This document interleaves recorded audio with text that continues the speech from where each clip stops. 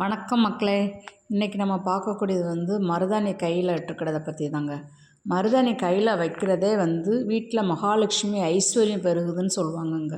எப்பயுமே பெண்கள் மாதத்தில் 2 தடவை கையில் மருதாணி வச்சுக்கிடணுங்க. மருதாணி வைக்கிறது அவ்வளோ விசேஷம் எப்பயுமே. அது மட்டும் இல்லை, உடம்புல ஆரோக்கியத்துக்கும் அது ரொம்ப விசேஷம்.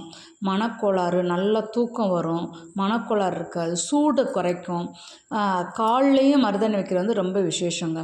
இந்த மருதாணி இருந்தால் நம்ம வீட்டில் எப்பயுமே செல்வம் இருக்குதுன்னு சொல்லுவாங்க. கையில் மருதாணி வச்சவங்களுக்கு அந்த கையில் மருதாணி வச்சு அந்த கையை வச்சுக்கிட்டு நம்ம நல்ல காரியம் எந்த விஷயம் பேசும்போதும் அது சக்ஸஸ் ஆகும்னு சொல்லுவாங்க. மருதாணி அவ்வளோ விசேஷமானது. மருதாணி இருக்க இடத்துல எமனே கிட்ட வர பயப்படுவாங்கன்னு சொல்லுவாங்க.